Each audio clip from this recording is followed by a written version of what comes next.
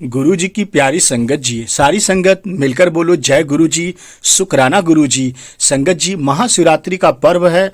आपको और आपके पूरे परिवार को महाशिवरात्रि की बधाई और शुभकामनाएं। और संगत जी, यहाँ से आप गुरु जी के बड़े मंदिर का दर्शन कीजिए, गुरु जी का दर्शन कीजिए, महाशिव का दर्शन कीजिए। आज बहुत बड़ा गुरु का पर्व है। आज अरदास कीजिए, आपकी हर मनोकामना, हर इच्छा गुरु जी पूरा करने आए हैं। जय गुरु जी, शुक्राना गुरु जी। गुरु जी कहते हैं तेरे मारे आज महाशिवरात्रि का पर्व लाए हैं, जा खुशियां मनाना। आज खुशी मनाने का दिन है संगत जी। और जो अमृत पीते हैं उन्हें देव कहते हैं, और जो विष पीते हैं उन्हें देवों के देव महादेव कहते हैं। ओम नमः शिवाय। शिव जी सदा सहाय। ओम नमः शिवाय। गुरु जी सदा सहाय। संगत जी, गुरु जी जगत पालनहार हैं गुरु जी, मुक्ति का धाम है गुरु जी, हमारी भक्ति का आधार है गुरु जी, सबकी रक्षा के अवतार हैं गुरु जी। गुरु जी कर कृपा मेहरा दे साइयाँ, कट दुखा दिया जंजीरा न, शान पता बदल सकता ये साढ़े हाथों दियो लकीरा न। जय गुरु जी। दुनिया का कोई भी पीर पंडित हमारा भाग्य नहीं बदल सकता, सिर्फ गुरु नाम की कमाई द्वारा ही हम अपने कर्म भाग को बदल सकते हैं। जय गुरु जी। गुरु जी, तुम ही मेरे सुकून की रात हो, तुम मेरी खुशनुमा सुबह हो, मेरी धड़कनें गुरु जी तुमसे चलती हैं, तुम ही मेरे जीने की वजह हो गुरु जी। संगत जी, आप बहुत किस्मत वाले हैं, बहुत सौभाग्यशाली हैं। इस महाशिवरात्रि पर बड़े मंदिर गुरु जी का दर्शन पा रहे हैं। गुरु जी की प्यारी संगत जी, आपसे हाथ जोड़कर निवेदन है, इस सत्संग को अंत तक पूरा सुनिए। आज गुरु पर्व है, महाशिवरात्रि है, यह स्पेशल सत्संग है, विशेष दिन है आज का। आज आपको बहुत कुछ मिलने वाला है। आपके जीवन की दशा और दिशा दोनों बदलने की शक्ति यह सत्संग रखता है। आज गुरु जी का पूरा इतिहास आपको पता चल जाएगा और गुरु जी का पूरा जीवन पता चल जाएगा। गुरु जी इस धरती पर मानव रूप में क्यों आए थे और हमारे लिए गुरु जी क्या कर रहे हैं। चलिए आगे का सत्संग पूरा सुनते हैं। जय गुरु जी। संगत जी, गुरु जी ने एक बार कहा था, जदों में चला जावेगा फिर याद करोगे कि कौन आया सी। मैं ताजगत तमाशा देखने आया हूँ, रूप नहीं है मेरा, मैंने प्रकाश से रूप धारण किया है। गुरुजी कहते हैं मैं शिव नहीं महाशिव हूँ। मैं अपनी खुद की फाइल निकालकर धरती पर जाता हूँ। गुरुजी कहते हैं मैं इच्छा से आता हूँ और अपनी इच्छा से जाता हूँ। मेरा कोई गुरु नहीं है, मैं 10 द्वार से ऊपर हूँ। मुझे आप में से एक की तरह दिखना था ताकि आप सभी को आशीर्वाद दे सकें। अगर मैं तुम्हें अपना असली रूप दिखाऊंगा तो तुम सब डर के भाग जाओगे। गुरुजी कहते हैं तुम लोग गंदगी में जी रहे हो, मुझे तो इस गंदगी में आना ही पड़ा। तुम्हें इससे निकालने के लिए मुझे छूने से तेरा छिद्र शुद्ध हो जाता है। हर बार मेरे पास आने पर 10 अश्वमेघ यज्ञों का लाभ भी मिलता है। गुरुजी कहते हैं मेरे आशीर्वाद से आपके बुरे कर्म जल जाते हैं और अच्छे कर्म निकल जाते हैं। मैं अपने शरीर के हर हिस्से को अलग कर सकता हूँ। तुम लोग मुझे कभी समझ नहीं सकते। जैसे मनुष्य उड़ते पक्षी के पीछे भागता है और अपने पास बैठे को नहीं देख सकता, वैसे ही झूठे गुरुओं और पंडितों के पीछे भागते हो, पर मैं कौन हूँ इस बात से अनजान हो। जब मैं इस शरीर को छोड़ूंगा तब तुम मुझे याद करोगे और समझोगे कि कौन तुम्हें आशीर्वाद देने आया था। गुरु का सच्चा आशीर्वाद तभी प्राप्त होता है जब आप उन्हें हर समय याद करते हैं और उन्हें हमेशा अपने आसपास रहने का विचार करते हैं। गुरु से प्रेम करना और गुरु से आदर से प्रेम करना बहुत जरूरी है।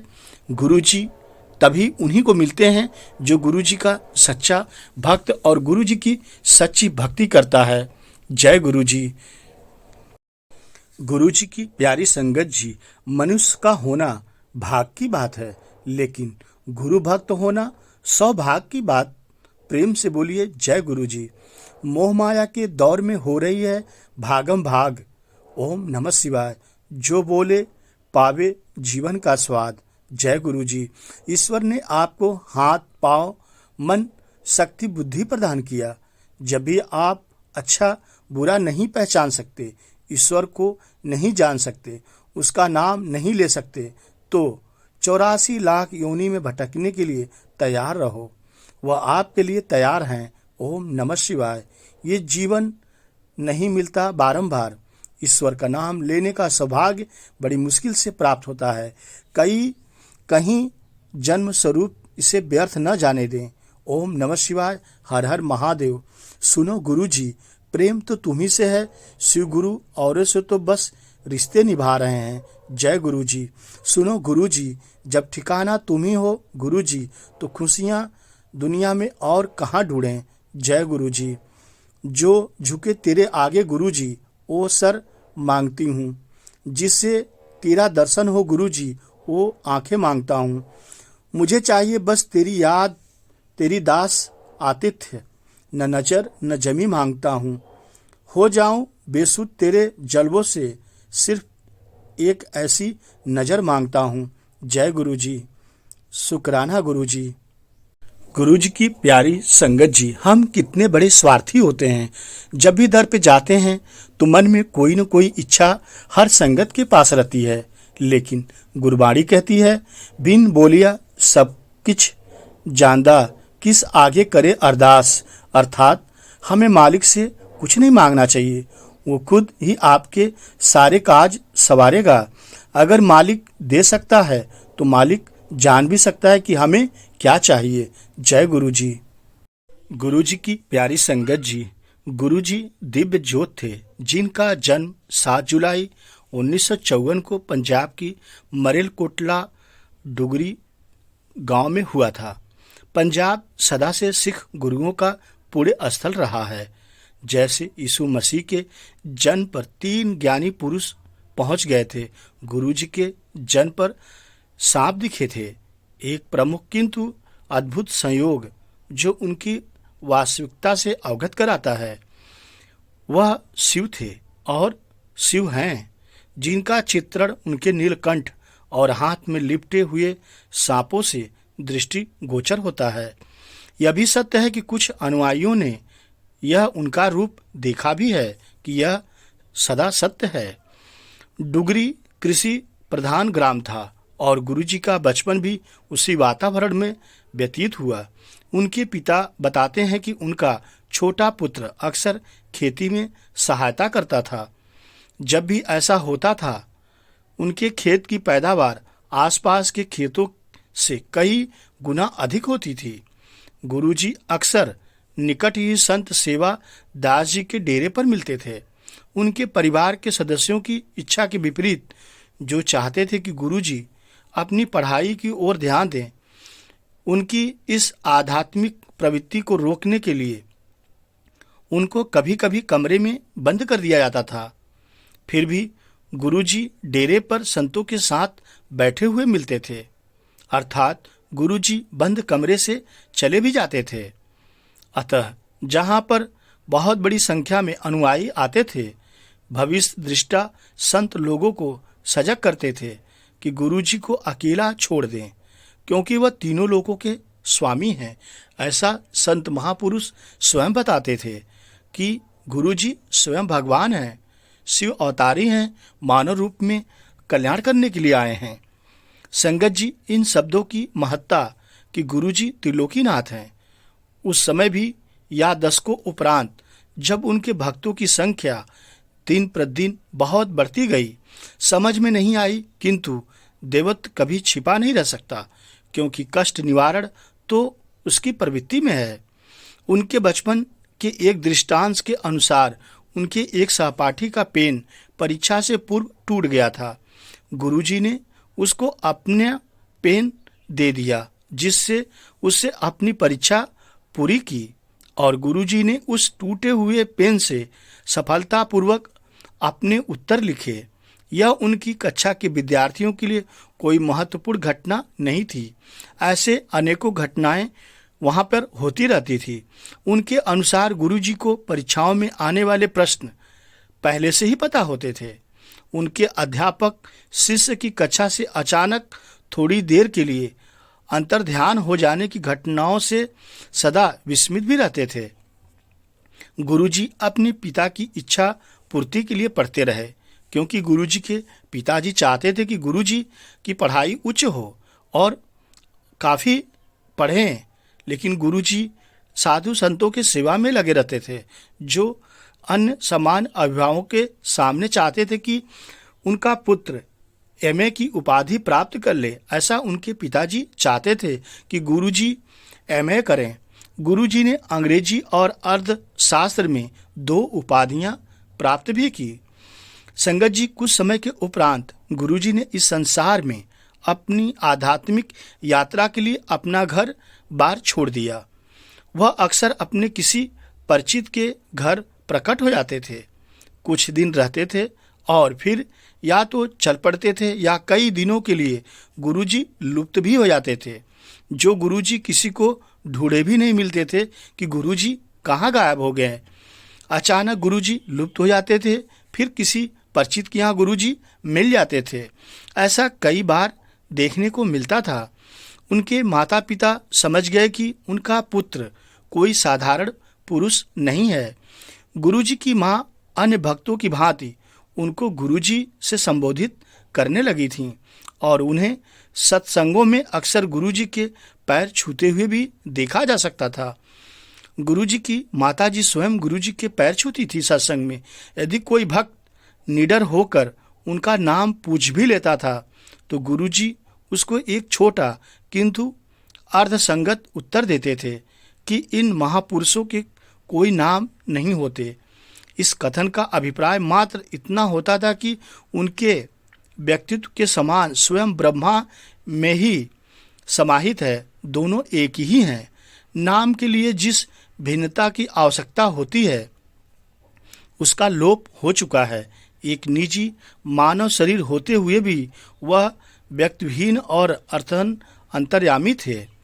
तत्पश्चात उस शरीर का उद्देश्य मानवता को उसके दुखों और कष्टों से छुटकारा दिलाना हो गया। लोग बड़ी संख्या में गुरुजी के पास अपनी समस्याओं से मुक्त होने के लिए पहुंचने लगे। अधिकांशतः आर्थिक, गृहस्थी और व्यवसाय, व्यापार, कर्मजनित रोगों से संबंधित होती थी। शीघ्र ही उनकी प्रतिभा समूचे पंजाब में फैल गई और लोगों ने उनको ढूंढ निकाला। गुरुजी सदा कहते रहते हैं कि असल चीज़ तो कोई मंगता ही नहीं, वह तो दिव्यता के मूर्त रूप थे और उनकी इच्छा थी लोग उनके पास प्रेम के लिए केवल आएं, प्रेम के लिए आएं। नम्रतापूर्वक समर्पित प्रेम से वह अकल्पनीय, असंभव वस्तुएं देने में सक्षम थे। गुरुजी के पास सब कुछ देने की क्षमता थी। गुरुजी तो दाता थे। उनकी न कोई आशा थी, न ही उन्होंने किसी से कभी जीवन में ग्रहण किया। गुरुजी ने पूरे जीवन में कभी किसी से कुछ नहीं लिया। गुरुजी विभिन्न स्थानों पर रहे, जैसे जालंधर, चंडीगढ़, पंचकुला और नई दिल्ली, और सत्संगों की नदी पवित्र गंगा की भांति इन बंजर भौतिकवाद से तृप्त प्रदेश में बहने लगी। यही स्थान थे जहां पर लोग न केवल पूरे भारत से अपितु समस्त विश्व से उनके आशीर्वाद लेने के लिए आने लगे। गुरुजी के सत्संगों में वितरित होने वाले चाय और लंगर प्रसाद उनके परम आशीर्वाद से संपन्न होते थे। उनके द्वार सबके लिए खुले थे, चाहे हिंदू हो चाहे मुस्लिम हो, चाहे वह उच्च हो या निम्न हो, अमीर हो या गरीब हो, पड़ोसी हो या विदेशी हो। गुरुजी के लिए सब बराबर थे और सबके लिए दरबार गुरुजी का खुला था। स्वयं दिव्यता से परिपूर्ण गुरुजी थे। उनके लिए सब एक समान थे और अपने भक्तों को कोई भी ऐसा पालन करने को कहते थे। उन्होंने भक्तों को शंकाओं से उत्पन्न व्यर्थ के अंधविश्वास एवं निराधार परंपराओं को त्यागने को कहा। उनका कथन था कि सब ईश्वर से प्रेम करें, सब धर्म समान है और उन सब का मूल एक ही है, एक परमेश्वर है और मानवता का एकमात्र स्वरूप विश्व बंधुत्व का है। अतः इस तर्क पर जाति और मत के आधार पर कोई अंतर संभव नहीं है। ज्योतिष और अज्ञानता पर आधारित उपाय उनको अस्वीकार थे। गुरुजी अपने भक्तों को अपने कर्मों को समाप्त करने में सहायता करते थे, यह जानते हुए भी कि उनके शरीर को हानि भी होती है। वह अधिक बुरे कर्म अपने ऊपर ले लेते थे और उनके अनुयायियों के लिए संगत उनके भक्तों की सभा सर्वोच्च होती थी। जय गुरुजी। बदले में उनको अपने अनुयायियों से मात्र इतनी अभिलाषा थी, वह अच्छा आचरण करे, किसी की निंदा न करे, गुरुजी कहते थे। सबकी सहायता करो, गुरुजी कहते थे, और किसी की हानि बिल्कुल न करो, गुरुजी कहते थे। यद्यपि वह पूर्व कर्मों की आंधी में से अपने भक्तों को निकालकर उनको जीव और आत्मा का दर्शन कराते थे, वह उनको सदा सुकर्म और सदाचार करते हुए आधार मार्ग पर चलने की प्रेरणा भी देते थे। उनमें संपूर्ण समर्पण और अप्रतिबंधित आस्था की अति आवश्यक थी। गुरुजी कहते थे, कल्याण कीता जा ऐश कर, और भक्त को सदा उनका आशीर्वाद प्राप्त भी होता था। एक बार उन्होंने समझाया कि उनका आशीर्वाद केवल इस जन्म के लिए नहीं है, बल्कि हर जन्म के लिए है। आत्मबोध मोक्ष प्राप्ति तक रहेगा, हमेशा रहेगा। जय गुरुजी। संगत जी, गुरुजी ने कभी कोई प्रवचन नहीं किया। वह सदा व्यवहारिक आध्यात्मिकता के कर्ता थे, जैसा वह अक्सर कहा भी करते थे। उनके संदेश उन शब्दों के माध्यम से प्रसारित होते थे जो उनकी सभा में बैठे हुए भक्तों के हृदय को भाव विभोर कर देते थे। अतः अनुयायी गुरु शिष्य में स्थापित पवित्र संबंध बनने पर उनके संदेश सार्वजनिक या निजी रूप में ग्रहण कर लेते थे। यह पावन रिश्ता आपसी संबंध का मूल आधार था। वह भक्त का जीवन उस स्तर तक उठा देते थे जहाँ पर सुख आपूर्ति और शांति सुगम होती है। शब्द मार्गदर्शक बन जाते थे जो न केवल अनुयायियों को उसका वास्तविक लक्ष्य बता देते थे, वह उसको उसकी वर्तमान स्थिति से भी अवगत कराते थे। संगत जी, गुरुजी ने 31 मई 2007 को शिष्यों का प्रिय सदा गुलाब के पुष्पों सा सुगंधित शरीर त्याग दिया, अपना चोला छोड़ दिया। एक प्रकार से यह एक शिक्षा ही थी। उन्होंने अनुयायियों को बता दिया था कि जीवन कितना क्षणभंगुर है। जिस भांति वह चले गए, उन्होंने यह पाठ सबके मनपटल पर अस्थायी तौर से छोड़ दिया है। अति सुंदर बाग में स्थित सबको मंत्रमुग्ध करने वाला पवित्र बड़ा मंदिर उनकी आध्यात्मिक धरोहर है। गुरुजी ने बड़ा मंदिर बनवाया। वह इतना अद्वितीय है कि उसे पृथ्वी पर स्वर्ग कहा जाता है। गुरुजी ने बड़े मंदिर का निर्माण अपने प्यारी संगत के कल्याण के लिए करवाया है, क्योंकि बड़ा मंदिर में बहुत शक्तिशाली है। गुरुजी ने बड़े मंदिर में बहुत शक्ति समाहित की है। गुरुजी ने कहा था, आशीर्वाद के लिए मंदिर से निकट से गुजर जाए अगर कोई, तो भी उसका कल्याण निश्चित है। और यदि मंदिर में आकर कोई संगत मत्था टेकता है तो उसका भी कल्याण निश्चित है। गुरुजी कभी किसी में भेद नहीं मानते थे। बड़े मंदिर में सबका वेलकम था। गुरुजी के बड़े मंदिर में सबका बुलावा आता था। अमीर हो, गरीब हो, निम्न स्तर का हो, कोई भी हो। गुरुजी के बड़े मंदिर में बड़ी बड़ी हस्तियां आती थीं, जैसे बॉलीवुड के बड़े बड़े अभिनेता आमिर खान हो, ऋषि कपूर हो, या राजनीति से ले लें तो पूर्व प्रधानमंत्री डॉक्टर मनमोहन सिंह और अन्य नेता राजनाथ सिंह, मेनका गांधी जी, ऐसे तमाम बड़ी बड़ी हस्तियां आती थीं गुरुजी के दर्शन के लिए। गुरुजी का दर्शन पाने के लिए सभी लोग ललायित रहते थे, बड़े ही इच्छुक रहते थे कि गुरुजी कब हमारी किस्मत को बदल देंगे। गुरुजी के दर पे कभी कोई खाली हाथ नहीं आया। यह दुनिया का सबसे बड़ा द्वार है। इस द्वार पर गुरुजी ने कभी कुछ नहीं लिया। अपनी संगत को जीवन भर गुरुजी ने दिया। गुरुजी का डंका पूरे विश्व में बज रहा है। इस दर पे न ही कोई धूप बत्ती जलती है, न ही कोई चढ़ावा चढ़ता है, न ही कोई दिया जलता है। यह गुरुजी का दिव्य स्थान है। इस स्थान पे जो आया वह तर गया। जय गुरु जी। संगत का कल्याण करने के लिए ही गुरु जी ने बड़े मंदिर को बनवाया है। इस बड़े मंदिर में इतनी शक्ति समाहित है, जितना भारत में 12 ज्योतिर्लिंग में शक्तियाँ हैं, उससे कहीं ज़्यादा शक्तियाँ बड़े मंदिर में समाहित है। जय गुरु जी। यह गुरु जी का परम धाम है। इस धाम में आने से हर रोगों की मुक्ति मिल जाती है। हर रोग, दुख, कष्ट सब मिट जाते हैं। घर में शांति आती है, घर में खुशियाँ आती हैं। तो बड़े मंदिर जरूर आएं। हैप्पी महाशिवरात्रि। जय गुरु जी। This means that how important it is for us and how important Guru Maharaj and Shivji Maharaj blessings are for all of us. We know that. So इससे ज्यादा और शिवरात्रि का और एज गुरु जी संगत हमारा क्या दायित्व बनता है, I don't think I need to say anything more than that. And beyond that what I know is that Shivratri क्या है? शिव और शक्ति का मिलन है. And it is Shiva's night.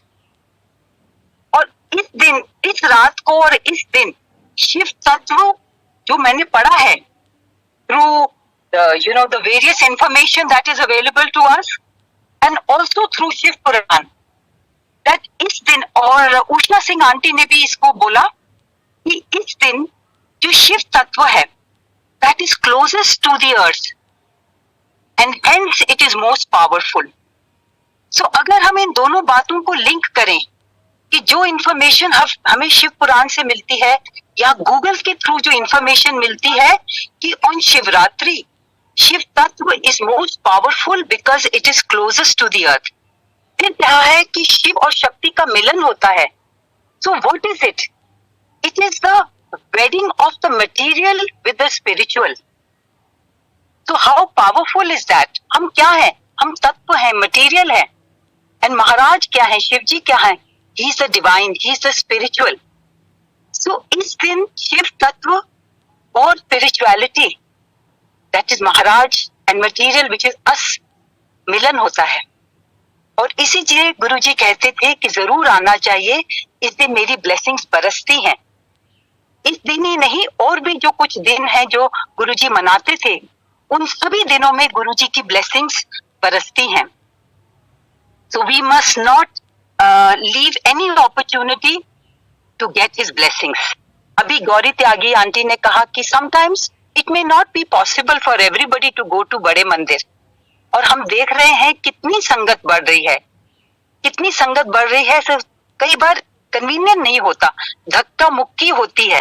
It is so crowded that most of Guruji संगत जो गुरुजी के साथ रही है, गुरुजी के शरीर रूप में, they are now, most of us are senior citizens.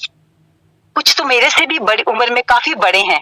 And it is not possible for all of us to stand in line for hours to get his darshan. तो जैसे गुरु अभी गौरी त्यागी आंटी जी ने कहा कि हम यहाँ हैं, किसी भी मंदिर में या अपने घर के मंदिर में या मन मंदिर में गुरु जी को, शिव जी को याद करिए, उनका ध्यान करिए. जिस तरह से महाराज खुश होते हैं, क्योंकि महाराज कैसे खुश होते हैं, उनको प्यार से याद करिए.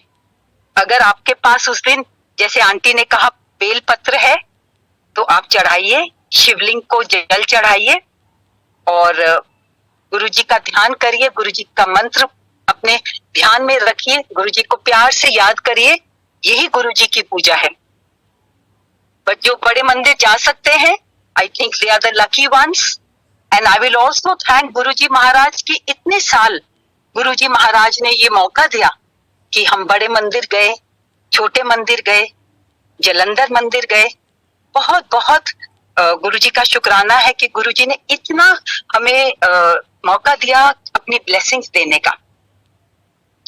एक और बात मुझे याद है कि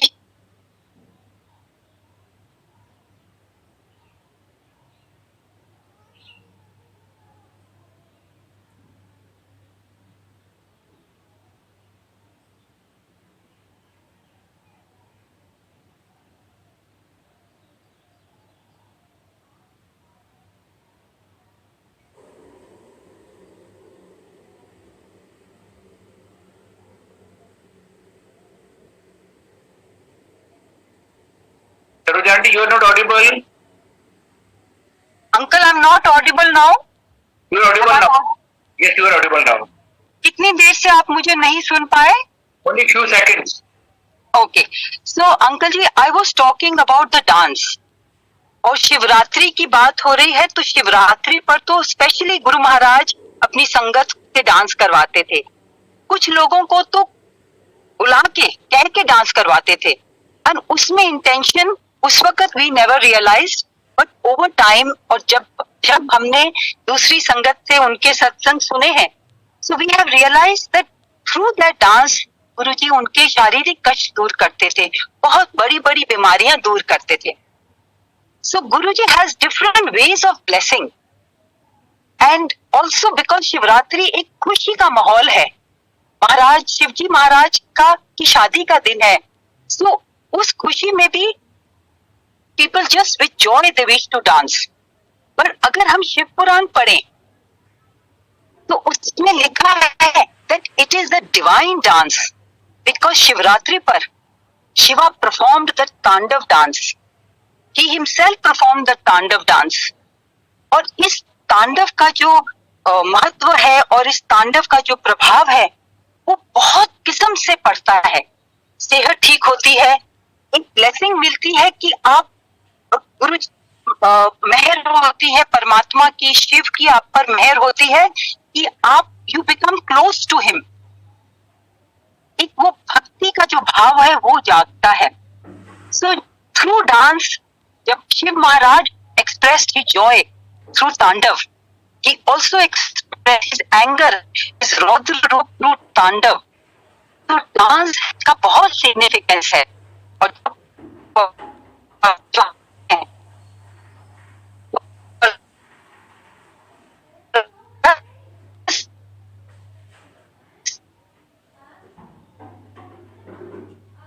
आंटी, आपकी आवाज क्लियर नहीं आ रही है.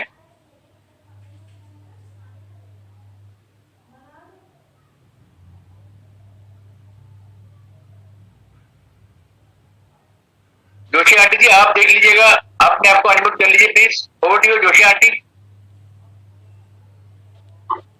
हेलो, जय गुरु जी, जय गुरु जी. अंकल, आंटी को करने दीजिए complete. He is travelling, she is in the car. Oh I see, इसीलिए वो डिस्कनेक्ट हो जा रहा है. तो आप कर लीजिए प्लीज. कोई बात नहीं. जय गुरु जी. अच्छा, ठीक है. एक बार बता दीजिए उनको. आप प्लीज शुरू कर दीजिए. जय गुरु जी. अच्छा, ठीक है अंकल. जय गुरु जी. पहले सबसे पहले गुरु जी के चरणों में कोटि कोटि प्रणाम, और आप सभी को भी मेरा बहुत बहुत प्यार भरा नमन.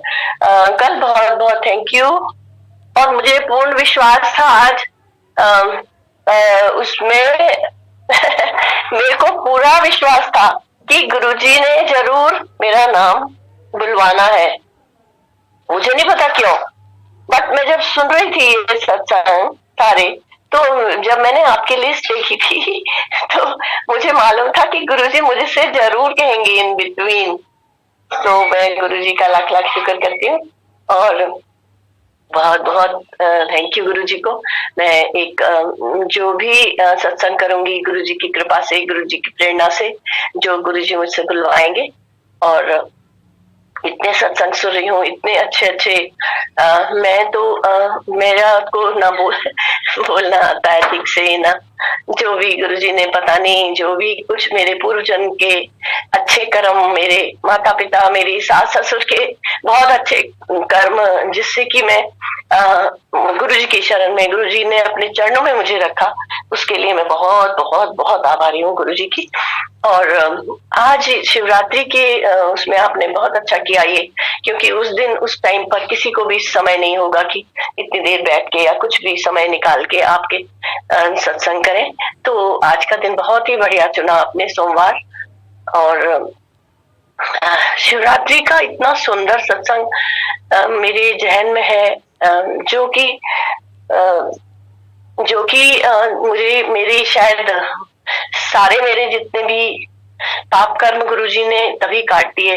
और गुरुजी सचमुच मुझे पूरा विश्वास है, क्योंकि गुरुजी की पता नहीं क्या इतनी ज्यादा कृपा थी कि थोड़ा सा समय जो गुरुजी ने मुझे तो, मैं तो कौन होती हूँ, बट जो भी था अपनी सेविका जान के या अपने चरणों में रख के उन्होंने जो जो भी सेवा मुझे दी थी वो मैं अपने पूर्व जन्म के कर्म ही मानती हूँ।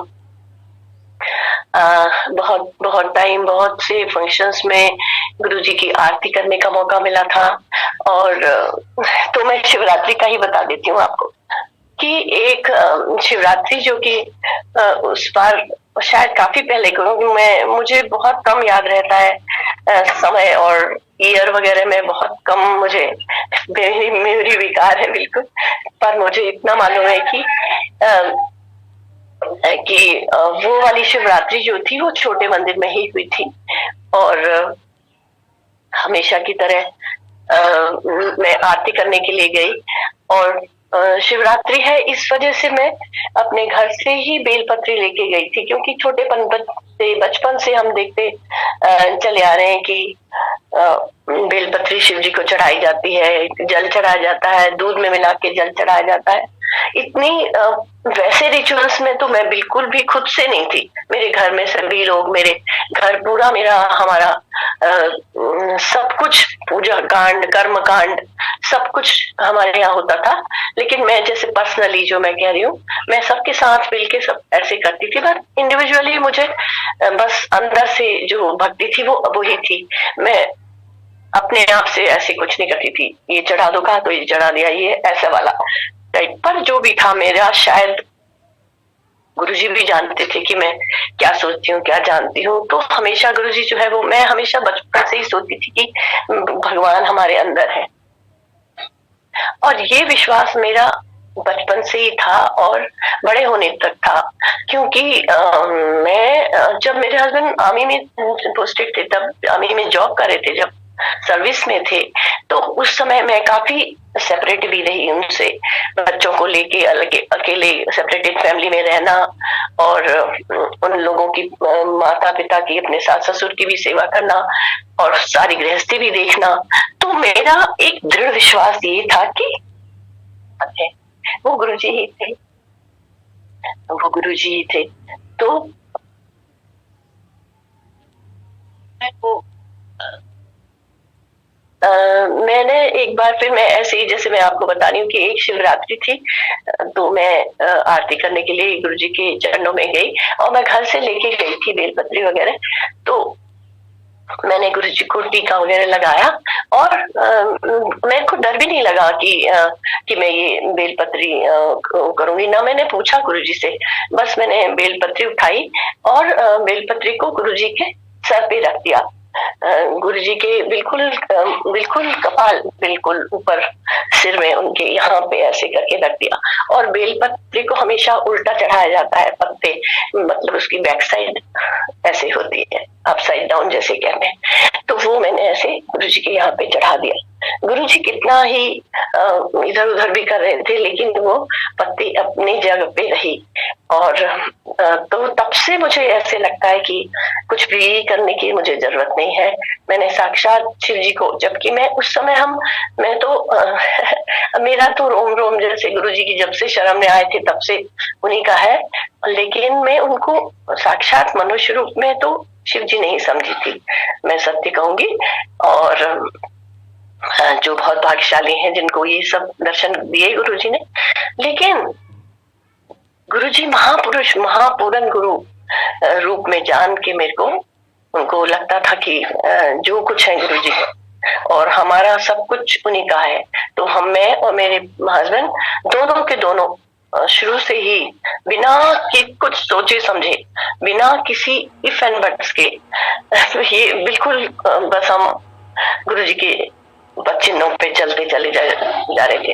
और इसी तरह मेरे दोनों बच्चे भी शुरू से ही, बचपन से ही गुरुजी के चरणों में हमेशा बैठे रहते थे। छोटे बेटे को तो गुरुजी हमेशा अपने पास बुला लेते थे और जूनियर जोशी बोलते थे उसको, और बोलते थे कि चल मेरे चरण दबा। तो बहुत बहुत बहुत कृपा रही गुरुजी की। और गुरुजी ने इस नाचीज को अपने उस सेवा के लिए भी लगाया जिसके लिए गुरुजी ने कभी मुझे, बहुत पहले गुरुजी ने, जब हम जालंधर में थे तो एक बार गुरुजी ने बोला था, गुरुजी अक्सर आ जाते थे घर, तो वहाँ कहते थे कि चल लंगर बनवाओ, और क्या बनाना है भी बताते थे, मैं इतनी संगत लेके आ रहा हूँ भी बोलते थे। तो एक दिन मैंने ऐसे ही पूछा, गुरुजी क्या बनाए? तो गुरुजी ने बताया कि आलू टमाटर की सब्जी बनानी है, और ऐसे करके रख, चल मैं आ रहा हूँ, तो तैयारी करके रख। और बोले कि तेनू नहीं आना, मैं बनाऊंगा। तो वो जो तेनू नहीं बनाया कह रहा था, वो मेरे से लिए आशीर्वाद था, क्योंकि जिसको नहीं कुछ आता बनाना, उसके हाथ का गुरुजी कैसे खा सकते हैं बताइए। जब गुरुजी यहाँ दिल्ली में आए और मुझे वही सेवा मिली, मैं सुबह रोज आती थी, गुरुजी ने मतलब लगाया, मैं अपने लिए तो क्या कहूँ, मैं तो हमेशा अपने को इसीलिए भाग्यशाली समझती हूँ कि गुरुजी ने मेरी जैसी को अपनी इस सेवा में लगाया। और हमेशा जैसे बच्चे पूछते हैं वैसे कि की खवारी है, ऐसे करके गुरुजी हमेशा पूछते थे, और उनके लिए जो भी मन पड़ता था, जो वो आदेश देते थे, वो मैं बना के उनको देती थी। तो इतनी कृपा गुरुजी की। और इसी तरह से जैसे मैं ये बता रही हूँ कि शिवरात्रि का, तो इसी तरह से बड़े मंदिर में भी बहुत बार इसी तरह की सेवाएं मिली मुझे, और उनकी कृपा हमेशा ही रहती है, इसमें कोई शक ही नहीं है। और अभी भी हम लोग बिल्कुल अपने तन मन धन से गुरुजी के चरणों में हैं, और गुरुजी की कृपा के हमेशा हम झोलियां हमारी, हम उनके कृपा के लिए हमेशा फैली रहती हैं। अभी इतने अच्छे सत्संग हुए, गौरी आंटी ने भी इतना सुंदर सत्संग किया, उषा आंटी ने इतना सुंदर सत्संग किया। तो गुरुजी जो थे वो हर छोटी छोटी चीज में हमको कुछ न कुछ आदेश देते थे, और वो आदेश जो होते थे किसी के लिए इंडिविजुअल होते थे और किसी के लिए जनरल होते थे। तो जैसा गोचर आंटी भी कह रही थी, कुछ चीजें ऐसी होती थी जो गुरुजी कहते थे ये सब नादे वास्ते, और कुछ चीजें ऐसी होती थी जो आपको खुद करनी पड़ती हैं। अब ऐसे ही शिव पुराण का पाठ पढ़ने का था, इसकी भी बहुत अच्छी एक मैं बात बताती हूँ।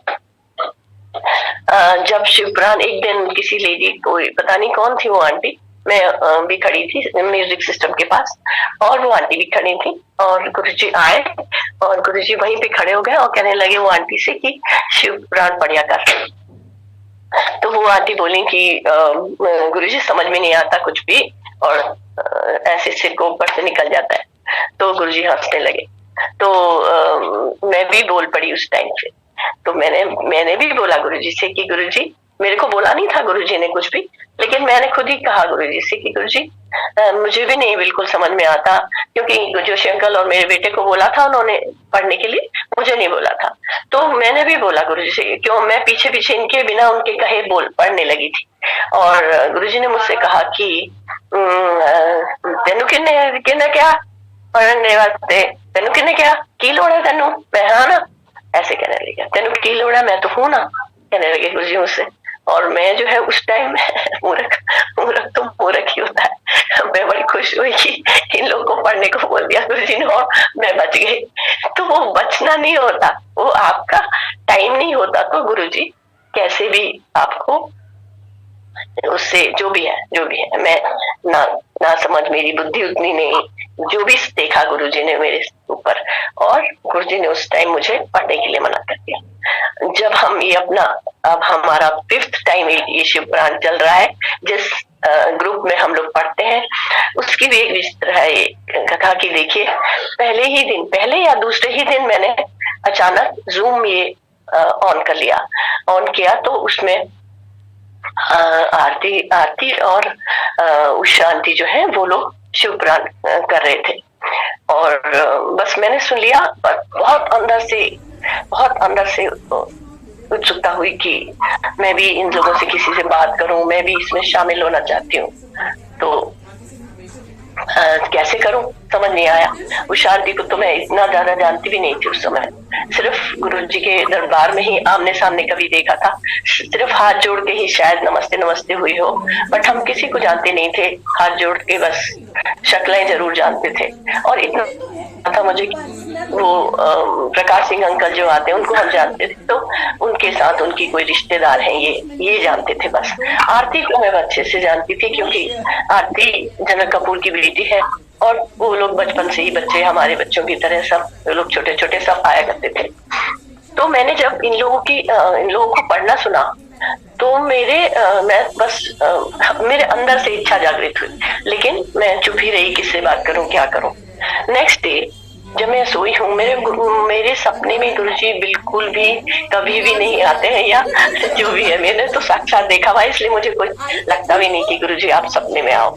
सो आई डोंट माइंड कि नहीं आ रहे, कुछ नहीं आ रहे, कुछ नहीं, तो गुरुजी है मेरे सामने, मेरे पास है, मेरे अंदर है, तो मुझे सपने वपने की कोई इतना वो नहीं रहता। वो अपना अपना पर्सनल वो है सबका, इसको वैसे मत लीजिएगा।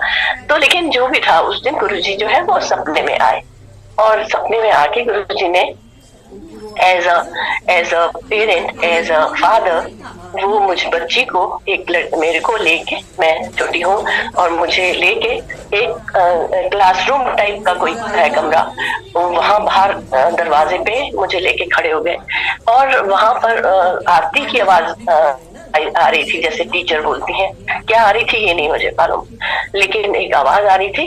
और वो जो साक्षात एक जो टीचर खड़ी थी, वो जैसे उषा आंटी हैं उस तरह की लेडी, एक साड़ी पहने और सुंदर सी, और वो मुझे दिखी। और तो गुरुजी जो है वो मुझे रूम से अंदर, जैसे बच्चे को पहली दिन क्लास में बच्चा जाने से डरता है या जो, तो पेरेंट्स ऐसे हाथ से पुश करते हैं कि चल अंदर जाओ अंदर जाओ, तो ऐसे करके गुरुजी ने मुझे हल्के से पुश किया कि चलो क्लास के अंदर। तो मुझे उस दिन गुरुजी ने वो एडमिशन दिया अंदर उन लोगों के पास भेजने का, और मेरी सुबह बहुत मैं खुश हुई। और नेक्स्ट डे मैंने थोड़ा नंबर आरती को फोन किया, क्योंकि आरती को ही मैं अच्छे से जानती थी, तो आरती तो भी बहुत खुश हुई। अरे आंटी कह रही इससे अच्छा और क्या हो सकता है, आप भी हमारे ग्रुप में शामिल होंगी। तो उस दिन से हम लोग की अब ये 5th टाइम शिव पुराण चल रहा है, और इतनी सीख है, जैसे उषा आंटी बता रही थी, गुरुजी की हर बात, हर चीज में हमें गुरुजी दिखाई देते हैं, क्योंकि गुरुजी ना ही अपने बारे में कुछ कहते थे कभी, ना ही गुरुजी ने कोई उपदेश दिया किसी उसमें। शिव पुराण पढ़ के गुरुजी की एक शिव पुराण के हर एक सेंटेंस में, हर सेंटेंस में गुरुजी दिखते हैं, उनकी बात जो कही हुई थी वो दिखती है, और उनकी कृपा तो खैर बरसती ही है सबके ऊपर।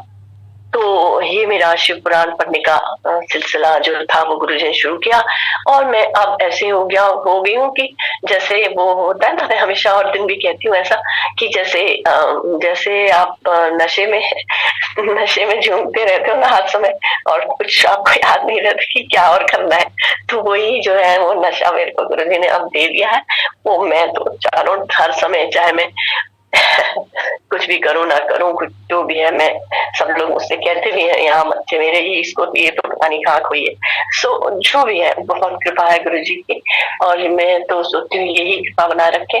मुझे किसी से ऐसा कुछ मतलब नहीं होता कौन क्या कर रहा है कौन नहीं कर रहा है, जिसको जैसा सही लगता है वो वैसा करता है। शायद वो भी वही समझता है कि ये गुरुजी ने करवा रहे हैं या क्या, बट जैसा हम कह रहे हैं कि नहीं, हर एक चीज गुरुजी के ऊपर ऐसे नहीं डाल देनी चाहिए कि ये तो गुरुजी कर रहे हैं, गुरुजी कर रहे हैं, ऐसे नहीं होता।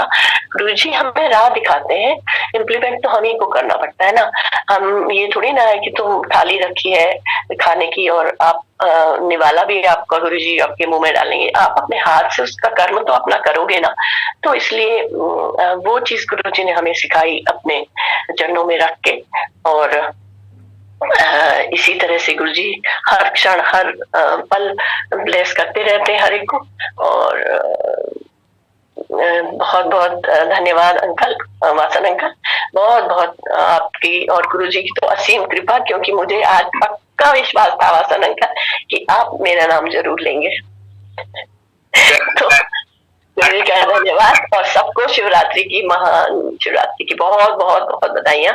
Thank you Guruji. आंटी मैं कौन हूँ नाम देने वाला, गुरुजी महाराज की तरफ से आगे आती है। वही तो यही तो मुझे विश्वास था। शुक्राना महाराज का अनंता। मैं दोबारा जी से रिक्वेस्ट करूंगा प्लीज अपने आप को अनम्यूट करें। आंटी बहुत बहुत सुंदर सिंगर शेयरिंग की आपने, शुक्राना। Over to you, Gopal ji. जय गुरु जी।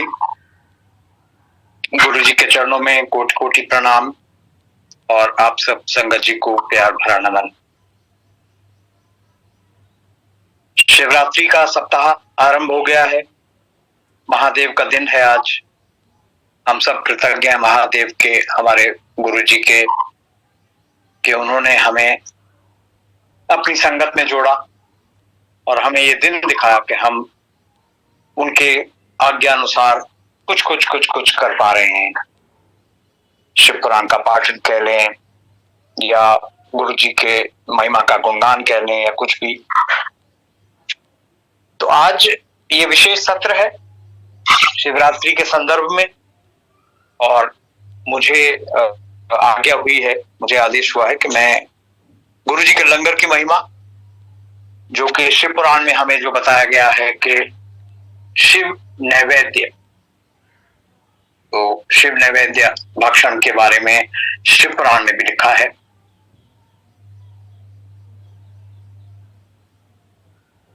मेरा विशेष नाता रहा है शिवरात्रि से और लंगर से गुरु जी के संगत में शामिल होने के बाद से,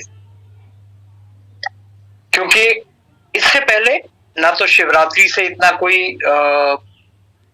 मैं सच कहूं तो लगाव भी नहीं था। जन्माष्टमी आदि पर व्रत इत्यादि कुछ करते थे, कुछ पूजा देखते थे। शिवरात्रि के लिए इतना जाना सिर्फ कि हाँ सुबह सुबह जाते हैं, मेरी सिस्टर हैं वो शिव भक्त हैं, वो जाया करती थी। कभी कभी मुझे भी मौका मिला, वो मैं छोटा होता था तो उनके साथ कभी गौरी शंकर मंदिर जो चांदनी चौक में, वहां जाकर के देखते थे हम शिवलिंग पर जल चढ़ाना इत्यादि। मगर बहुत समझ नहीं थी शिवरात्रि क्या, शिव जी के बारे में भी बहुत समझ नहीं थी। तो ऐसे ही चल रहा था जीवन। लंगर की बात करें तो लंगर कभी कभी गुरुद्वारे जाते थे और वहां, और शायद इसी लालच में जाते थे कि वहां बहुत प्यारा लंगर मिलता है, लंगर खाएंगे और खुश रहेंगे। लेकिन शिव की महिमा, महाशिवरात्रि की महिमा, लंगर की महिमा, वो गुरु जी से जब नाता जुड़ा, गुरु जी ने तो हमें अपने संगत में बहुत पहले से शामिल कर रखा है, लेकिन हम भटक के बाहर हो गए थे। फिर उन्होंने फिर शामिल किया इस बार। और गुरु जी से सबसे पहले तो यही निवेदन कि वो हमें अपनी संगत में हमेशा हमेशा बनाए रहें और भटकने का कोई भी अवसर ना दे, क्योंकि उन्हीं की कृपा से होता है। सदा पकड़ो मेरी बांह, किथे रुल ना जावा, सुखा च रह के तेनों भूल ना जावा। यही अरदास हम सबको ऐसे ही करते रहना चाहिए, क्योंकि घोर कलयुग चल रहा है। ना जाने कौन सी लीला के चलते हम कभी भी कैसे ही अपना रास्ता पथ भ्रष्ट हो जाए, तो कोई बड़ी बात नहीं। तो इसीलिए ये अरदास सबसे पहले। जैसा हम बात कर रहे हैं कि आज महाशिवरात्रि का महापर्व के संदर्भ में ये कार्यक्रम रखा गया है। आप सब लोग अब तो सब शिव पुराण सुनते हैं, गुरु जी के सत्संग सुनते हैं संगतों से, और गुरबानी शब्द भी श्रवण भी करते हैं। तो उन सब में इनकी महिमा बताई गई है। और मैं जो आज का जो शेयरिंग है वो I would want to restrict it to this particular aspect, और उसमें भी जो शिव पुराण में हमें बताया गया है उस संदर्भ में I would want to read a few paragraphs from Shiv Puran's that particular chapter, जिसमें हमें शिव नैवेद्य भक्षण के बारे में बताया गया। तो पहले तो मैं अपना थोड़ा सा एक सत्संग में शेयर करता हूँ कि ये जो मैंने कहा कि मेरा जो नाता, जो गहन नाता जो है लंगर से, शिव जी से, शिवलिंग से, महाशिवरात्रि से, वो गुरु जी के जाने के बाद से जुड़ा। मेरे सत्संगों में मैंने कई बार शेयर किया कि हम लोग पहले 2000 में 20 फरवरी को जा पाए थे, और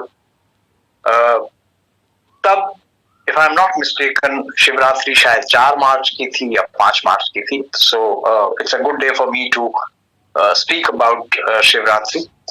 तो गुरु जी के बड़े मंदिर के पहले दर्शन हमें उस पहली शिवरात्रि को गुरु जी के यहाँ जाने के बाद से हुए। तो ये मेरे लिए बहुत ही मतलब नॉस्टैल्जिक मोमेंट है, नॉस्टैल्जिक अवसर है कि पहले दर्शन हमने गुरु जी के बड़े मंदिर के शिवरात्रि के दिन पाए। जैसा मैं अक्सर अपने सत्संगों में शेयर करता हूँ कि हम जाना शुरू किए, कुछ दिन बाद गुरु जी ने एक दिन बुला के कहा बड़ा मंदिर देखा, तो हमने कहा नहीं गुरु जी। तो उन्होंने कहा किसी से पूछ के बड़े मंदिर जाओ, शिवरात्रि के दिन संगत वहां लगे। तो वो पहला सर। अब बात अगर करें तो महाशिवरात्रि की, ये महाशिवरात्रि है, बाकी आप लोग सब जानकार हैं। अब बाकी 11 शिवरात्रियां भी होती हैं, हर महीने में एक शिवरात्रि होती है। अमावस्या से ये पहली जो रात होती है वो शिवरात्रि होती है, और इसको महाशिवरात्रि कहते हैं क्योंकि ऐसा हम लोगों का मानना है। और धर्म ग्रंथों में भी लिखा है, पुराणों में भी लिखा है कि आज के दिन शिव और शक्ति का मिलन। हम लोगों का ऐसा उसको हम इस तरह से इंटरप्रेट करते हैं कि इस दिन भगवान शिव और मां पार्वती का विवाह हुआ था। ये है तो रात्रि, लेकिन this is a night of awakening, हम अक्सर सुनते हैं। और ऐसा धर्म ग्रंथों में भी, पुराणों में भी लिखा है कि इस रात्रि को एक ब्रह्मांड में ऐसा कॉन्स्टेलेशन क्रिएट होता है जो मानव जाति के लिए बहुत ही लाभकारी है। इस रात्रि को जितना हो सके हम जागें, मंत्र जाप करें, ध्यान लगाएं, क्योंकि ब्रह्मांड में एक ऐसी परिस्थितियां बनती हैं, एक ऐसी ऊर्जा उत्पन्न होती है जो हमें प्राप्त होती है। हम उसको इजीली ग्रहण भी कर पाते हैं अगर हम ध्यान में बैठे हैं। ध्यान से मतलब मेडिटेशन में, ठीक है, जिससे जितनी भी देर बैठा जाए वो मेडिटेशन में बैठे और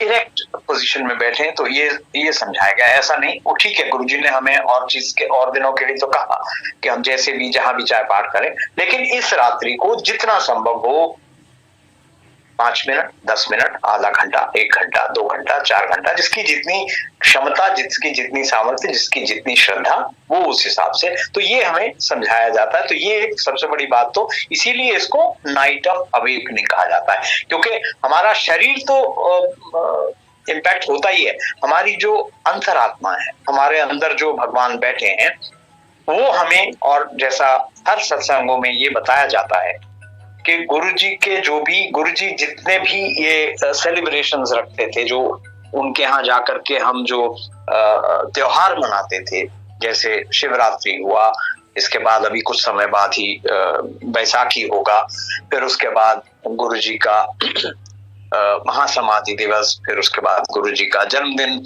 गुरु पूर्णिमा। तो ये सब गुरुजी के संदर्भ सानिध्य में जब हम बैठ करके मनाते थे, तो ये हमारे लिए बहुत ही गुरुजी की अथाह ब्लेसिंग हम सबको मिलती थी। और गुरुजी ने ये बात हमसे कही भी हुई है, जैसा कि और सत्संगों में आपने सुना भी है। गुरुजी कहा करते थे बड़े मंदिर जाया करो। बड़ा मंदिर एक ऐसा स्थान है जहां इतनी अधिक ऊर्जा है, जिसमें 12 ज्योतिर्लिंगों की शक्ति समाहित है। तो उसको वहां जा करके, और गुरुजी ने तो ये कहा, और ये मतलब सब सत्संगों में सुना आपने, क्योंकि गुरुजी ने सबके समक्ष कहा कि वो मंदिर दे आले दुआले भी जड़ा कोई निकल जाएगा, उसको भी गुरु की ब्लेसिंग मिल जाएगी और उसका भी कल्याण निश्चित है। क्योंकि देखिए, शारीरिक कष्ट होना, ये होना, ये ठीक है, ये हम जाते हैं अगर गुरु के पास, इसी संदर्भ में जाते हैं। मैं भी इसी संदर्भ को लेकर के गया, लेकिन ये एक बहुत छोटी चीज है गुरु के लिए, भगवान शिव के लिए देना। शिव शब्द का अर्थ ही कल्याण है। शिव और शिवा दोनों का अर्थ कल्याण है। कल्याण करते हैं गुरुजी, और तभी वो कहा भी करते थे, आप चलो आओ, एडमिशन हो गया, कल्याण होगा। यानी कि अगर हम उनकी क्लास में, अगर हम उनके शिक्षण संस्थान में कहें उसको, कि जहां एजुकेशनल इंस्टीट्यूट, क्योंकि एजुकेशन ही देते हैं वो, और एजुकेशन का ही ये लाभ है कि अगर हम उनके बताए हुए मार्ग पर चलते हैं तो अपने आप हमारा शरीर शुद्ध होने लगता है, आत्मा शुद्ध होने लगती है, और जब आत्मा शुद्ध होने लगती है, जैसा मैं सुन रहा था भाटिया आंटी ने भी कहा कि जब हम शुद्धता की ओर अग्रसर होते हैं तो भगवान वहां विराजमान होते हैं। हम अपना घर नहीं शुद्ध रखते तो हम अपने शरीर को भी शुद्ध नहीं रखते, तो अंतरात्मा तो बहुत बड़ी चीज है, बहुत दूर की चीज है। तो बट इट्स अ प्रोसेस, इसके लिए कोई निराश होने की बात नहीं है, इट्स अ कंप्लीट प्रोसेस। और वो उस प्रोसेस का एक बहुत इंपॉर्टेंट हिस्सा है शिव नैवेद्य या लंगर। अब जैसा मैंने बताया कि हम बड़े मंदिर के पहले दर्शन शिवरात्रि के महापर्व के दिन कर पाए, और बड़ा मंदिर देख करके, वहां का वातावरण देख करके ऐसा लग रहा था हम स्वर्ग में आ गए हैं, जन्नत में आ गए। सच में वो पहले दर्शन भूलते नहीं है हमको, वो अनुभूति भूलती नहीं। कुछ भाग्य हमारा अच्छा था कि हम वहां थोड़ा समय से पहुंच पाए, और तब तक बहुत ज्यादा संगत, हालांकि बहुत ज्यादा तो वैसे भी नहीं होती थी, लेकिन उस समय तक जब हम पहुंचे तो बहुत थोड़ी संगत थी, और हम बड़े अच्छे से सारे मंदिर के चारों ओर आ जा करके सर्कमएम्बुलेट करके, परिक्रमा करके, और वहां जब देखा, एक तो ऐसा मंदिर अनूठा कि वो मतलब हमें ये अंदाजा भी नहीं था कि ऐसा मंदिर हो भी सकता है। और इस मंदिर की सबसे बड़ी विशेषता, भगवान ने स्वयं अपने निर्देशन में मंदिर ये बनवाया। और जो ज्योतिर्लिंग है वो ठीक है, वो स्वयंभू प्रकट हुए, लेकिन बाकी और जो मंदिर हम अपनी सोसाइटी में, अपने शहर में, अपने नगर में कहीं भी देखते हैं, वो ऐसे शायद नहीं है। ये भगवान की निगरानी में बना, चाहे वो गणेश जी की मूर्ति स्थापित हुई हो, चाहे वो शिवलिंग का कैसे निर्माण होना है, चाहे वो शिव जी की मूर्ति वहां कैसे स्थापित होनी है, ये सब उनके सुपरविजन में, उनके निर्देशन में हुआ। तो इस मंदिर की विशेषता जो है, और जैसा मैंने अभी बताया, वो कह गए कि इसमें 12 ज्योतिर्लिंगों की शक्ति समाहित है। तो ये तो बात रही शिवरात्रि की। अब गुरुजी, जैसा मेरा, जो मैंने कहा कि मेरा विशेष नाता हो गया है लंगर से, वो इसलिए क्योंकि मेरी जो मैं अपना सत्संग शेयर करता हूँ पहले गुरुजी के दर्शन पाने का, उसमें एम्फेसिस ही इसी बात का है, क्योंकि जो साधारण भोजन जिसको हम खाना कहते हैं, कल मैं सत्संग सुन रहा था जोशी अंकल के मुख से, उन्होंने सत्संग सुनाया, और वो कई बार सुना हुआ है, आपने भी सुना होगा कि उन्होंने कहा कि हमको लगता था कि अरे हम तो घर से खाना खा के जाएं, गुरुजी के यहाँ जाते हैं, वहां अच्छा नहीं लगता। तो वो घर से खाना खा के गए, लेकिन गुरुजी वहां गेट पे ही उनको मिले, और वहां उन्होंने लंगर हाथ में लेके रखा हुआ था, और उनसे कहा, अंकल ये लो लंगर छको। तो हम वही, जो खाना मेरी आंटी को ऑर्डिनरीली डाइजेस्ट नहीं होता था, और एक दिन की बात नहीं, वो लगातार ऐसा चलता था, पेट में दर्द होना, वॉमिटिंग होना, कुछ और होना, क्या क्या नहीं कष्ट होते थे। लेकिन जिस दिन से हमने गुरुजी के मंदिर में पैर रखा, गुरुजी की कृपा हुई, वो लंगर छका, और वो प्रसाद जो गुरुजी ने अपने हाथों से दिया वो छका, तो उससे कल्याण होना आरंभ हो गया। तब तक समझ नहीं थी कि कैसे ये हम गुरुजी से कहेंगे नहीं, जो अपनी दुविधा है, अपनी जो हमारी व्यथा है, वो अगर हम कहेंगे नहीं तो भगवान को कैसे मालूम पड़ेगा। ये हमारे मन के अंदर दुविधा थी, समझ नहीं थी ना कि भगवान तो सब कुछ जानता है, और वो गुरुजी ने जब जब मौका मिला ये समझाते रहे हमको कि भगवान ईश्वर सब कुछ जानता है। तो वो लंगर खाने से, हालांकि 15 दिन हो गए थे लंगर खाते खाते, कुछ भी ऐसी नहीं हुई जो साधारण घर में, तो लेकिन फिर भी वही है कि मन नहीं मानता। तो ये लंगर की महिमा गुरुजी ने, और गुरुजी ने अपने मुख से कई बार ही कहा कि लंगर जो भी जाता था, जो अपनी बात कुछ कहने की कोई चेष्टा भी करता था, उसको कहते थे पहले लंगर कर, क्योंकि लंगर करने से जो गुरुजी का जो ब्लेस्ड लंगर है, अब गुरुजी साक्षात उसमें विद्यमान नहीं है, तो लेकिन हमारी भावना वो शुद्ध होनी चाहिए। जब हम भोजन तैयार कर रहे हों तो उसमें अरदास करें, उसमें, क्योंकि बहुत ही सरल बना दिया हमारे लिए जीवन गुरुजी ने। हम जो भी घर में बनाते हैं वो प्रसाद बन सकता है, बशर्ते के हमारी भावना सच्ची सुच्ची हो और उसमें गुरु जी को हम अरदास करते हुए बनाएं कि गुरु जी ये मैं बना रहा हूं, आप भी इसको ग्रहण करो और हमारे लिए इसको ब्लेस करो, ताकि हम जो इसका जो भक्षण करें या इसको जो छकें वो हमारे लिए उत्तम साबित हो।